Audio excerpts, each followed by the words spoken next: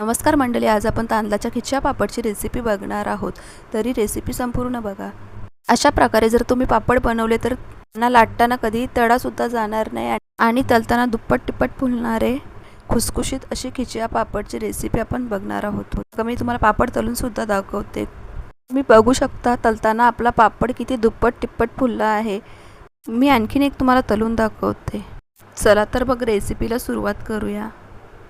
पापड बनवण्यासाठी इथे आपण अर्धा किलो तांदळाचा पीठ घेतला आहे. 1 चमचा बारीक वाटलेली हिरवी मिरची, 1 चमचा मीठ, 2 चमचे तेल, 1 चमचा ओवा आणि जिरा आणि 1 चमचा पापड खार.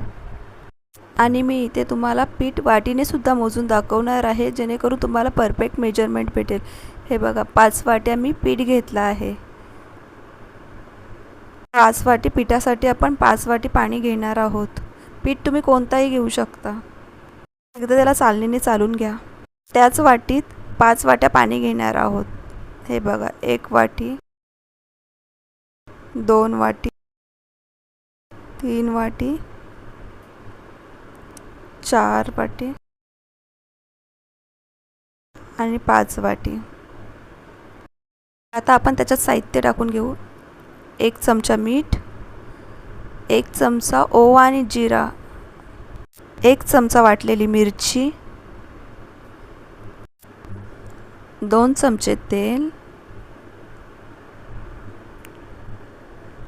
आणि 1 चमचा पापड खार. हे सर्व टाकून छान त्याला उकळी येऊ द्या. मिरची तुम्हाला तिखट चालत असेल तर टाका, नाही टाकली तरी चालेल.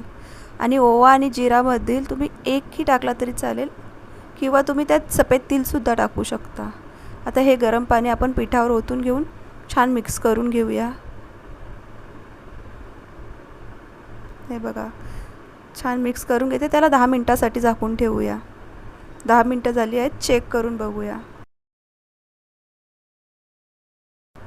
आता त्याला मलून घेऊया. पापड बनवताना मेन म्हणजे आपण पीठ छान मलून घेतलं पाहिजे. हे बघा, मी पीठ मलून घेत आहे आणि त्याला आपण एका प्लास्टिकच्या पिशवीमध्ये भरून घेऊया आणि लाटण्याने छान लाटून घेऊया, जेणेकरून त्याच्यात कोणत्याही प्रकारच्या गुठल्या राहू नये म्हणून. हे बघा, मी अशा प्रकारे लाटून घेत आहे. बघू शकता तुम्ही, आपलं पीठ छान लाटून झाले आणि एकही गुठली राहिली नाही. इथे आपण एका चालणीला तेल लावून घेऊया. थोडा तेल हाताला सुद्धा लावून घेऊया आणि पिठाचे छान गोळे करून त्याला मध्ये छिद्र पाडून घेऊया. हे बघा, डोनटसारखा त्याला आकार देऊया. हे बघा, अशा प्रकारे सर्व आपण असेच बनवून घेऊया. मी हे सर्व बनवून घेते, तोवर तुम्ही चॅनलला आपल्या प्लीज सबस्क्राईब करा आणि तुम्हाला ही रेसिपी जरा जरी आवडली असेल तर लाईक करा. ते आपण अशा प्रकारे सर्व बनवून घेतले आहेत आणि त्याला वाफवण्यासाठी ठेवून देऊया. इथे एका कढईत पाणी गरम केलं आहे आणि हे आपण 25 मिनिटासाठी वाफवून घेऊया. 25 मिनिटं झाली आहेत, चेक करून बघूया. हे बघा, पीठ छान शिजलं आहे. त्याला काढून घेऊया. परत आपण एका प्लास्टिकच्या पिशवीमध्ये त्याला काढून घेऊया. पीठ छान मळला गेला की पापडसुद्धा छान होतात आणि पापड लाटताना तडासुद्धा जात नाही.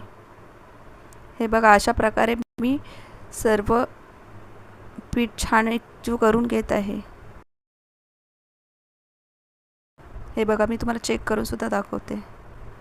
आता परत एकदा त्याला थोडा मलून घेऊ आणि छान त्याच्या लाट्या पाडून घेऊया.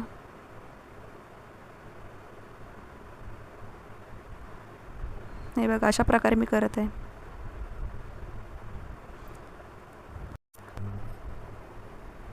आणि सुरीने छान एक आकाराचे आपण त्यांना कट करून घेऊया.